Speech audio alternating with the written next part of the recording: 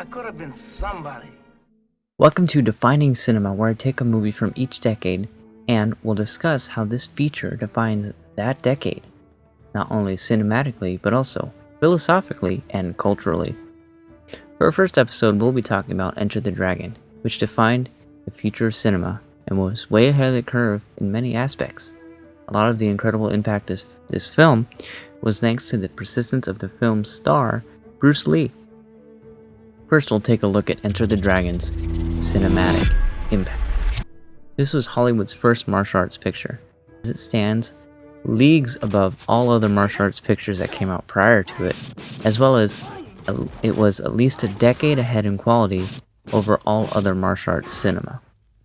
That statement is only debatable by other greats in cinematic history, like Akira Kurosawa's Seven Samurai and Sanjuro, two movies often considered separate from the martial art genre due to their country of origin being Japan, not Hong Kong. Cinematically, Enter the Dragon stands apart from its Hong Kong counterparts because of its emphasis its producers and crew had on great filmmaking. Enter the Dragon had a great score, initially scored by Lalo Schifrin, the composer of the Mission Impossible soundtrack. Oh, don't hit that. Additionally, it has great cinematography, great editing, great sound design,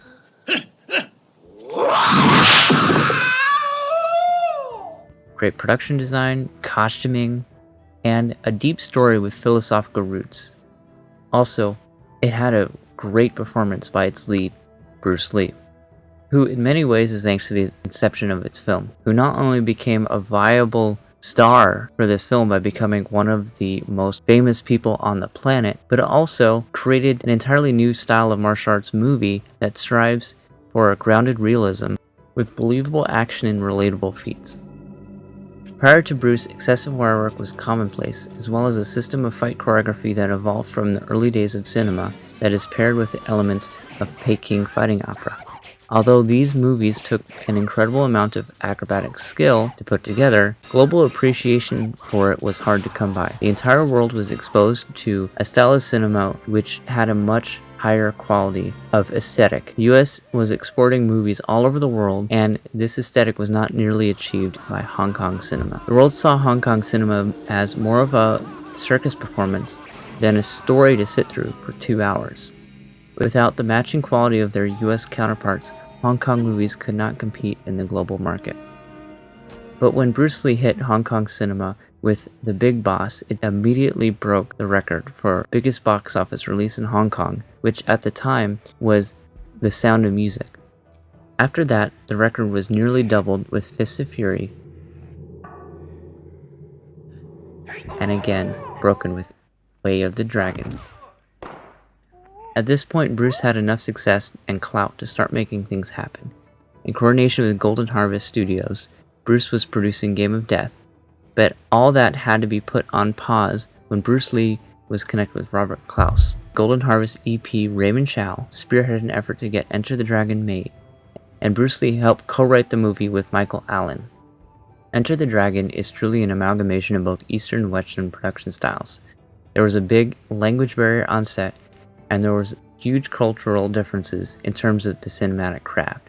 These differences in cinematic approach still exist somewhat today, but it pales in comparison to the enormous difference that once existed.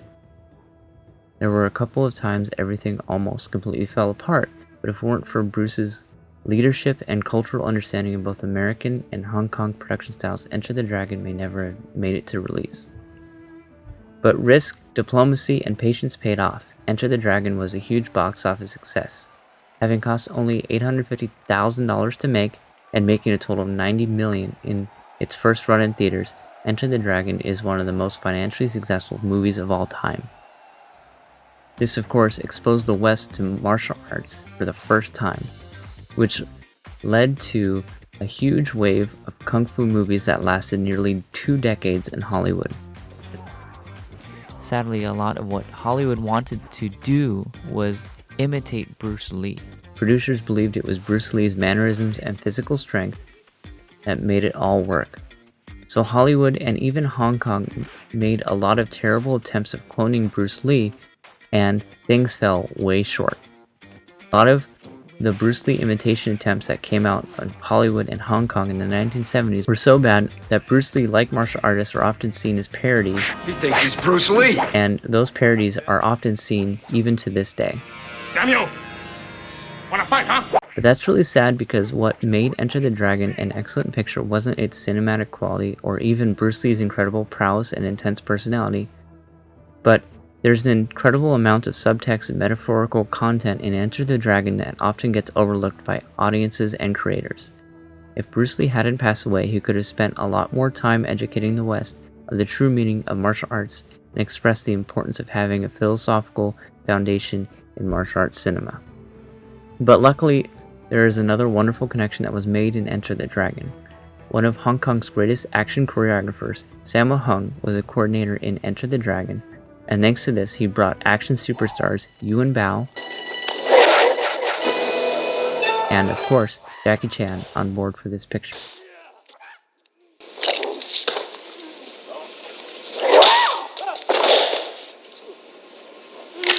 Even if the remainder of the 1970s was filled with cheesy martial arts pictures, thanks to the connection that was made in Enter the Dragon, the likes of the incredible martial arts pictures of the 1980s and 1990s, produced by Samo, Yuan, and Jackie, came to be.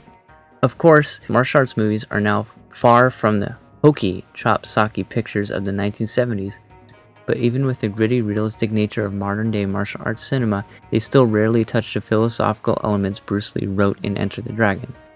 Which brings us to the next level of impact brought about by Enter the Dragon, its philosophical impact. Bruce Lee is often regarded as the grandfather of MMA due to the creation of his own martial art, Jeet Kune Do. But another major reason why he was an instrumental piece in the inception of MMA is often overlooked.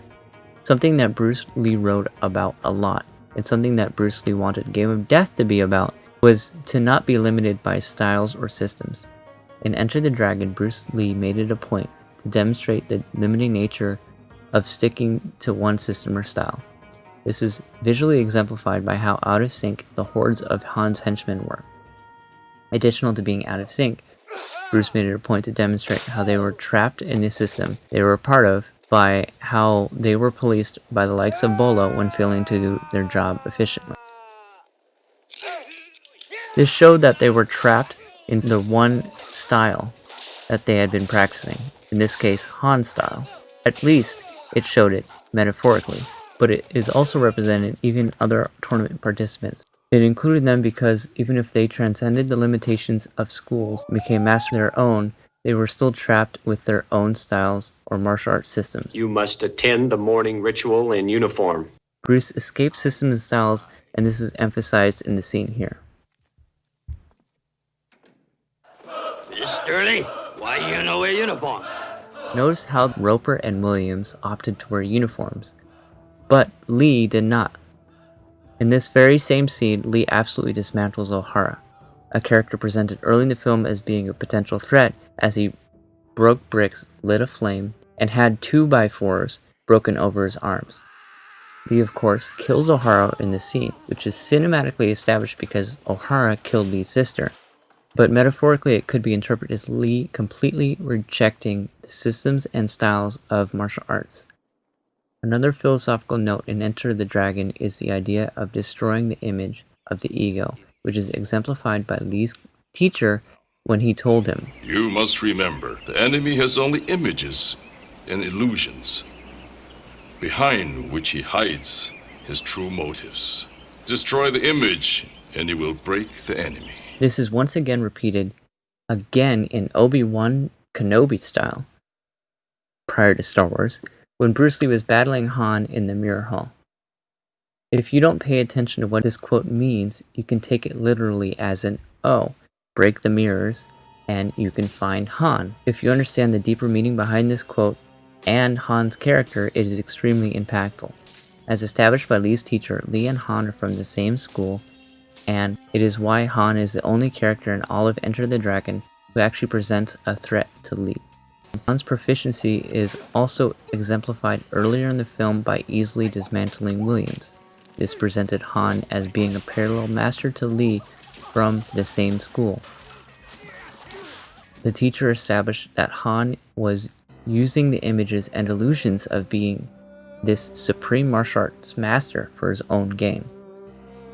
Even the likes of Ohara and Bolo fell in line to help enforce the illusion and compliance to that illusion for his students to remain loyal to Han as this unbeatable master.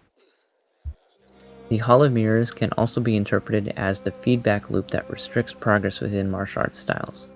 Lee had to escape the feedback loop that was brought on by martial arts styles in order for him to beat his physical equal Han, who was again a master of the same school and of the same martial arts style.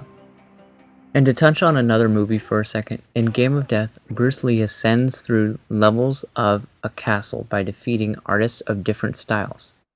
Bruce Lee once established that he wrote Kareem Abdul-Jabbar's character as a Jeet Kune Do practitioner, and that he had to defeat the limitation of even the martial arts style he created in order to become a truly actualized martial artist. Bruce wrote Game of Death before he helped write Enter the Dragon, so in his own personal philosophical journey, he had already understood this, and to him, martial arts are a representation of real life. In this scene, Lee is teaching his student the importance of emotional content in a combative situation. How did it feel to you? Let me think. Don't think. Feel.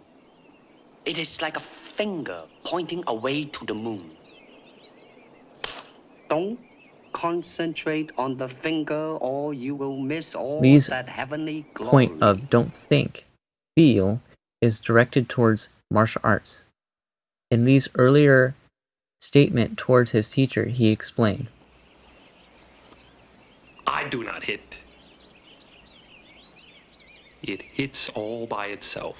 Lee was trying to teach his student to understand that thinking too much limits the student's ability as a martial artist, because in a combative situation, having to think of techniques will never lead to success. Just like playing a musical instrument, if you're thinking about what note to play next, you won't be able to pull it off. Oh no. Regarding the finger pointing away to the moon quote, remember this because I will come back to it. But for now, Lee is saying to his student that I am the finger and your goal is the moon. I can only help lead you to your goal as your teacher, but you as the student have to strive to achieve them on your own. The philosophy in Enter the Dragon is limited to short quotes and deep-rooted metaphors, but it's something Bruce fought for in Hollywood for many years. Perhaps one of the biggest betrayals in Hollywood history happened when Bruce Lee pitched the show Kung Fu. When Bruce Lee pitched and delivered a treatment for the show Kung Fu, Bruce was told by producers that audiences would not accept an Oriental lead. Bruce accepted the denial of the pitch and continued to struggle in Hollywood. Prior to leaving Hollywood for Hong Kong, Bruce Lee was a world-renowned martial artist who is well respected internationally. Bruce Lee often did private lessons with the likes of karate champions such as Chuck Norris and Joe Louis, and Bruce was also doing one-on-one lessons with celebrities like Steve McQueen, James Coburn, and Sharon Tate. Despite this credibility, Bruce found himself denying roles more often than accepting them due to the racist depiction of Asians. Bruce, now tired of this, left for Hong Kong to pursue the stardom he deserved. Fast forward to 1972, and Bruce found that the studios Bruce pitched Kung Fu to went behind his back and produced the show without any of his involvement. And worse yet, casted David Carradine, a white man, as the lead. This segues us into our next level of impact Enter the Dragon had, its cultural impact. Bruce Lee being a cultural icon is not just because of what he represented, it is due to the countless trials he endured. And Bruce Lee has many arcs, but the one that specifically lands in Enter the Dragon is Hollywood's acceptance of him. Bruce entered Hollywood in the 1960s, a time when Mickey Rooney played an Asian landlord in Breakfast at Tiffany's, Henry Silva played Sun Jin in The Manchurian Candidate, and Omar Sharif played Genghis Khan. There was a time when Asians weren't even given supporting roles on the silver screen. Even on the small screen, it wasn't until 1966 when there would be a reoccurring role played by an Asian on a TV show. and that happened to be Bruce Lee on the Green Hornet. And of course, we know what it took for Bruce to arrive on the silver screen in Hollywood, but it is poetic justice that Enter the Dragon was the first one. It was hugely impactful that Bruce Lee was able to lead in a film because, for one, Bruce was able to express Asian culture without stereotyping it, at least not to the extent that was seen in Hollywood at that point. Also, Bruce shattered the long-held stereotype that Asians were weak by being able to showcase his techniques and strength. Additional to weak, Asians were often presented as dumb. These character was presented as not only being physically strong, but also cunning and intelligent. We can take this ball.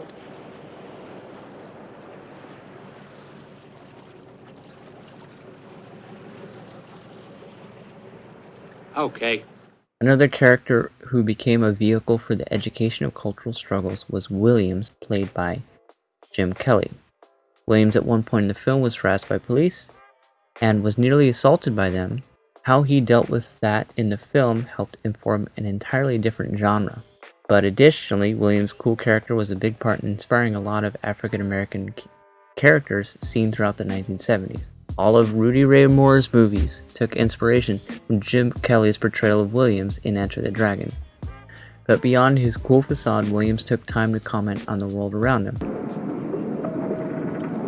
They don't live so big over there. Ghettos are the same all over the world. They stink. There could be an argument made for Enter the Dragon also being a vehicle for commentary on the dangers of corruption, drugs, and prostitution. Please understand, if I missed anyone, it's been a big day. I'm a little tired. Oh, of course, Mr. Williams. But what is most evident is how important it was for Lee to be seen as a capable protagonist in the movie. Bruce Lee poured his heart and soul into this role, as if he is intensely staring at Hollywood into the producers' faces, telling them not only to accept me, Bruce Lee, as the lead, but also accept all races as leads in their films. It's important to note that the civil rights movement in the United States wasn't even a decade prior to the release of Enter the Dragon, and the battles that were fought were still fresh in the memories of many Americans. They were battles Bruce Lee was well aware of, since him and his wife Linda had to wait until 1968 to be legally married because interracial marriage was legal until that point. Additional to having to wait for a legally accepted form of interracial marriage, Bruce still had to deal with Hollywood, and it took him traveling across the world for years and becoming one of the most recognized people on the planet in order for studios to finally accept him as a viable risk. Enter the Dragon's success was a huge victory for all races around the world, for people to not only be exposed to Asian culture, they were also shown for the first time in a mainstream Hollywood movie there's a protagonist in a leading role in a box office smash that was a color other than white. Sadly, Bruce Lee would never be able to taste the superstardom he reached at the release of Enter the Dragon because he passed away only weeks before it was released. Thankfully, Bruce Lee left this world with a lot of seeds to water that have led to a harvested change. Bruce Lee's philosophical ideas are often overshadowed by his martial arts, and that's understandable given his incredible influence on martial arts should always be recognized. But when looking back at who he was as a human being, one must ask, what was he trying to communicate to this world? Take a quick listen to this quote from an appearance Bruce Lee had on the Pierre Burton Show. You still think of yourself Chinese, or do you ever think of yourself as North American? You know what I want to think of myself? As a human being. Because, I mean, I don't want to sound like, as Confucius say, but under the sky, under the heaven, man, there is but one family.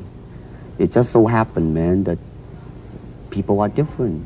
Okay, we got to go. Thank you, Bruce Lee, for coming here. Thank you for Pierre. watching. Bruce Lee strongly believed that there was a huge philosophical gap between the West and the East, and spent almost as much time writing philosophy as he did practicing martial arts. In fact, Bruce Lee is often regarded as one of the most influential cultural philosophers of the 1970s. So understanding that, it makes it very clear why Bruce Lee fought to include these philosophical elements in Enter the Dragon. As an audience member, one must ask, what is Bruce, the writer of Enter the Dragon, telling his audience? In this same interview where Bruce Lee shared his philosophical stance on humanity, Bruce Lee shared another famous quote of his. He said, empty your mind, be formless, shapeless, like water. Now you put water into a cup, it becomes the cup. You put water into a bottle, it becomes the bottle. You put it in a teapot, it becomes the teapot. Now water can flow or it can crash. Be water, my friend. Many interpret this quote as communicating the importance of versatility and adaptability in martial arts. But remember, Bruce Lee parallels martial arts in life. Lee's character in Enter the Dragon, rejecting the uniform, may not just be rejecting the limitation of martial arts system and styles. It is Bruce Lee in writing showing that he rejected the uniform offered to him by Hollywood only a few years prior.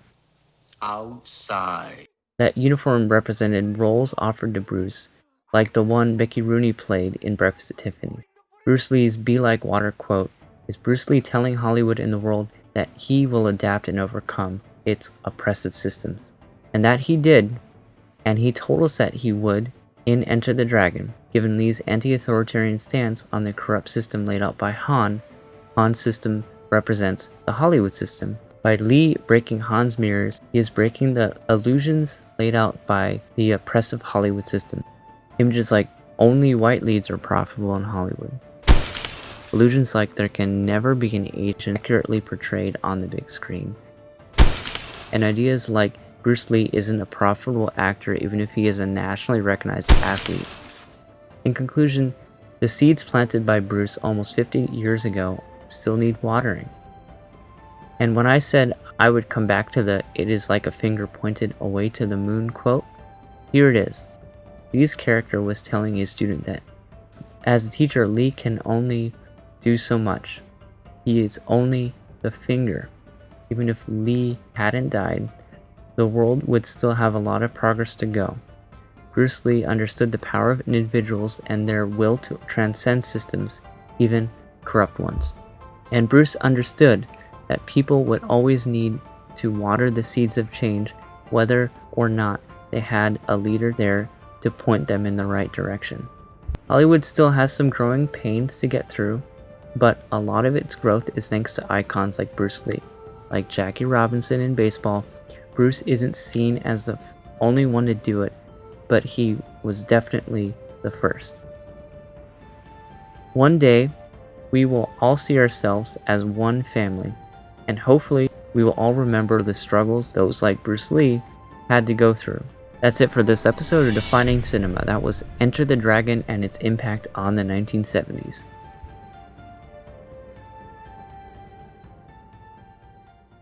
You're going to give me the truth. I'm honestly saying this, okay? Yes, I have been very successful. Yeah. Okay? But I think the word star I do not look upon myself as a star. I really don't. Believe me, man, when I say it. I'm not saying it because What are you going to do? Let's get back to the question. Okay. Are you going to stay in Hong Kong and be famous? Or are you going to go to the United States and be famous? Or are you going to try and eat your cake and have it too? I am going to do both because, you see, I have already made up my mind that in the United States, I think something about the Oriental, the true Oriental should be shown. Hollywood sure as heck hasn't. You better believe it, man. It's always that pigtail and bouncing around, chop, with the eyes slant and all that.